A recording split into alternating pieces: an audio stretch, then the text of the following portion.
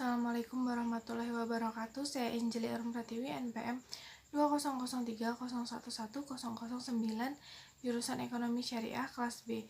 Di sini saya akan menyampaikan materi tentang integritas. Menurut Komisi Pemberantasan Korupsi RI, integritas adalah bertindak dengan cara konsisten dengan apa yang dikatakan. Nilai integritas merupakan suatu kesatuan antara pola pikir, perasaan, ucapan, dan perilaku yang selaras dengan hati nurani dan norma yang berlaku. 9 nilai-nilai anti korupsi pada dasarnya dapat dikelompokkan menjadi 3 aspek besar, yaitu inti, sikap, serta etos kerja. Nilai yang termasuk dalam aspek inti adalah kejujuran, disiplin, dan tanggung jawab. Yang pertama, kejujuran. Jujur adalah lurus hati, tidak curang, dan tidak berbohong. Seseorang yang jujur akan konsisten antara yang dikatakan dan yang dilakukan. Yang kedua, disiplin, yaitu sikap mental untuk melakukan hal-hal yang seharusnya pada saat itu benar-benar menghargai waktu. Yang ketiga, tanggung jawab. Tanggung jawab yaitu menyelesaikan pekerjaan sesuai dengan amanah yang diberikan dengan baik dan tidak mengelak ataupun tidak berani untuk menolaknya. Selanjutnya, aspek sikap adalah adil, berani, dan peduli. Yang keempat, adil berarti tidak berat sebelah dan tidak memihak ke siapapun. Yang kelima, berani artinya tidak takut untuk menghadapi bahaya ataupun kesulitan. Yang keenam, peduli, yaitu peduli untuk memperhatikan dan menghiraukan serta melibatkan diri dalam suatu persoalan atau keadaan yang ada di sekitar kita. Selanjutnya, aspek etos kerja adalah kerja keras, mandiri, dan sederhana. Yang ketujuh, kerja keras. Kerja keras adalah sebagian dari kegiatan yang dilakukan dengan sungguh-sungguh, tidak mengenal lelah atau berhenti sebelum mencapai target. Yang kedelapan, mandiri, di mana keadaan yang dapat berdiri sendiri tanpa bergantung pada orang lain. Yang kesembilan, sederhana, berarti tidak berlebih-lebihan atau menyesuaikan dengan kebutuhan yang dibutuhkan. Selanjutnya, 5 tokoh berintegritas. Yang pertama, Agus Salim. Agus Salim merupakan tokoh bangsa yang layak menjadi panutan karena Agus Salim dikenal sebagai seorang yang jenius dengan menguasai 9 bahasa dan selalu menjadi juara di kelasnya. Integritas Agus Salim terlihat dalam usia mudanya, yaitu ketika beliau menolak beasiswa dari Belanda, beasiswa sekolah kedokteran yang itu seharusnya untuk R.A. Kartini, namun karena Kartini menikah, dia terpaksa melepaskannya. Kartini dalam suratnya merekomendasikan Agus Salim untuk menggantikannya, bukan tanpa alasan, yaitu karena Kartini tahu Agus Salim adalah seorang yang cemerlang. Agus Salim menolak pengalihan beasiswa tersebut karena merasa bukan jeripayahnya. Sikap itu sulit dibayangkan di masa kini, karena banyak sarjana yang lulus bukan dari usahanya sendiri, misalnya menggunakan jasa joki atau membeli ijazah. Selanjutnya, sikap berintegrasi ini ditunjukkan ketika pria kelahiran 1884 ini menjabat. Walau bertitel menteri dan pejabat, namun Agus Salim hidup dengan kesederhanaan. Rumahnya saja mengontrak, atapnya bocor jika hujan tiba. Namun Agus Salim tetap pada prinsipnya. Orang tua yang pandai ini adalah seorang yang jenius. Ia mampu berbicara dan menulis secara sempurna setidaknya dalam 9 bahasa. Kelemahannya hanya satu, ia hidup melarat. Itu tulisan seorang pejabat dari Belanda dalam buku harian Segmont saat mengomentari kebersahajaan Haji Agus. Yang selanjutnya, yang kedua, Hugeng Imam Santos. Kepala Kepolisian Republik Indonesia periode 1968 sampai 1971. Ia dikenal sebagai seorang yang berintegritas. Salah satunya bukti klaim ini adalah ketika beliau meminta istrinya Mary Roslani menutup toko kembang mereka sehari sebelum pelantikan sebagai kepala Jabatan Imigrasi tahun 1960 sampai 1965. Ibu Mary tak habis pikir dengan permintaan suaminya tersebut karena toko kembang tersebut adalah salah satu sumber penghasilan tambahan mereka. Beliau menjawab dengan tegas, nanti semua orang yang berurusan dengan imigrasi akan memesan kembang pada toko ibu dan tidak adil untuk toko-toko kembang lainnya.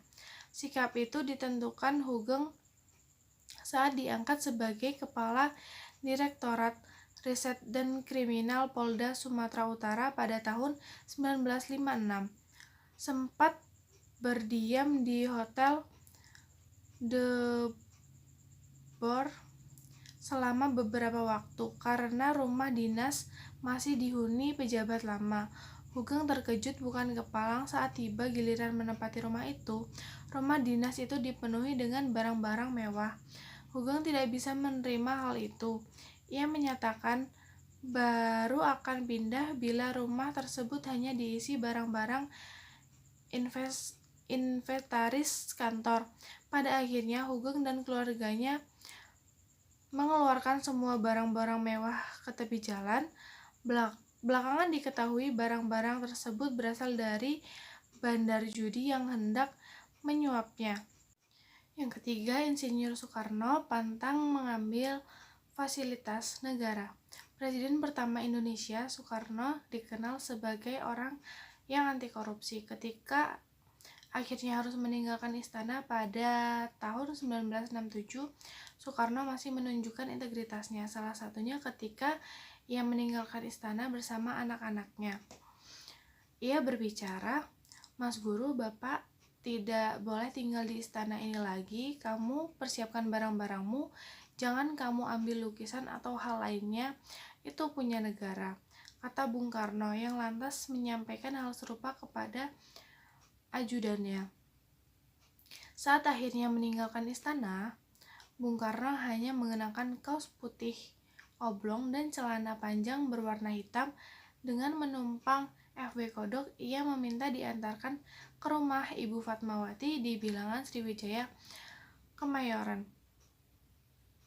Sikap kenegaraan Bung Karno ditunjukkan ketika dia menyikapi penggantian dirinya. Salah satunya ajudan Bung Karno kala itu bertanya, "Kenapa Bapak tidak melawan?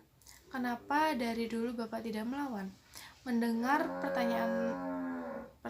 pertanyaan itu, Bung Karno menjawab, "Kalian tidak tahu apa kalau saya melawan, nanti akan terjadi perang saudara. Perang saudara itu sulit. Jika perang dengan Belanda kita jelas hidungnya beda dengan hidung kita. Perang dengan bangsa sendiri tidak. Lebih baik saya robek dan hancurkan daripada bangsa saya yang harus perang saudara." Yang keempat, kisah Baharudin Lopa.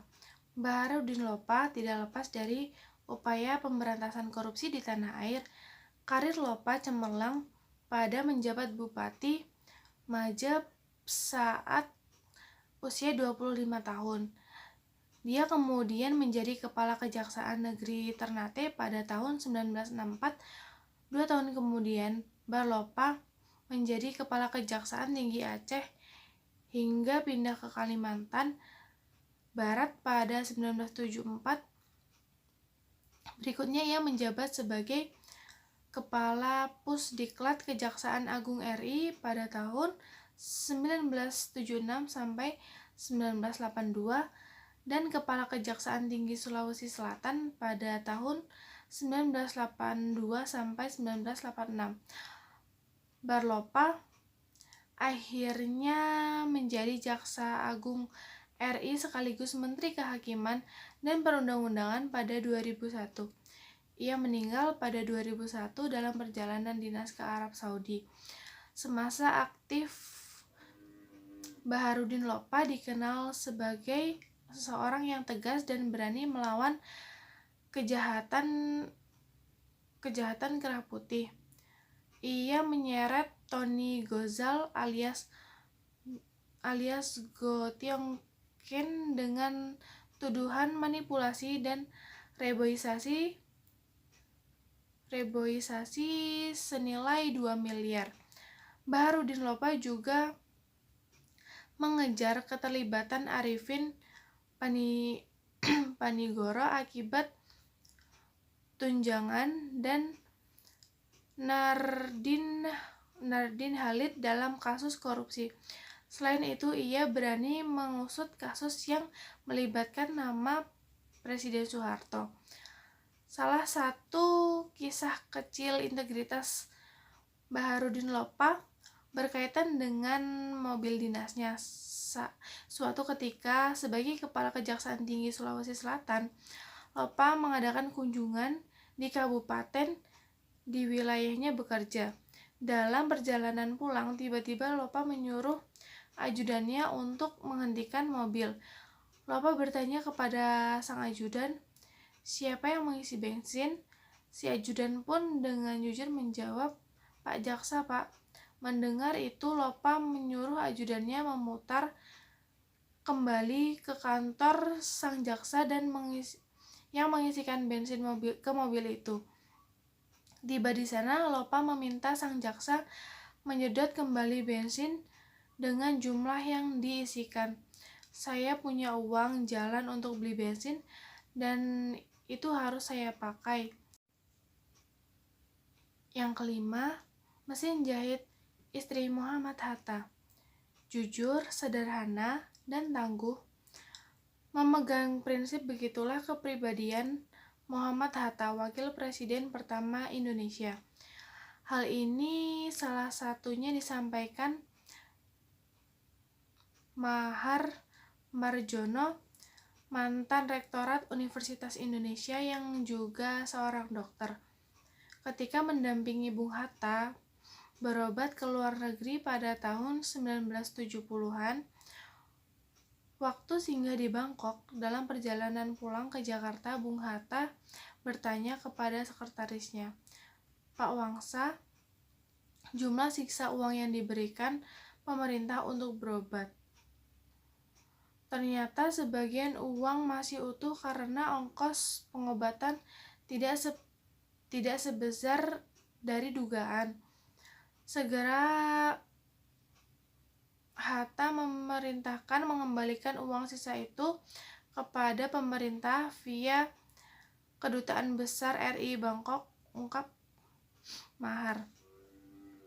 Hal ini serupa juga dilakukan pada Bung Hatta saat lengser dari posisinya sebagai wakil presiden. Kala itu, sekretaris kabinet Maria Ulfa menyodorkan uang sebesar 6 juta rupiah untuk yaitu merupakan sisa dan non-budget untuk keperluan operasional darinya menjabat wakil presiden. Namun dana itu ditolak Bung Hatta karena seharusnya mengembalikan uang itu kepada negara. Ketika Bung Hatta mengeluarkan kebijakan senering pemotongan nilai uang dari 100 menjadi 1 rupiah, istrinya Ibu Rahmi marah. Pasalnya tabungannya jadi berkurang. Padahal dia sudah mengumpulkannya untuk membeli mesin jahit yang sudah diidamkan. Kepentingan negara tidak ada sangkut pautnya dengan usaha menumpuk kepentingan keluarga. Rahasia negara akan tetap menjadi rahasia. Sungguh pun saya bisa percaya kepadamu, tetapi rahasia ini tidak patut dibocorkan kepada siapapun.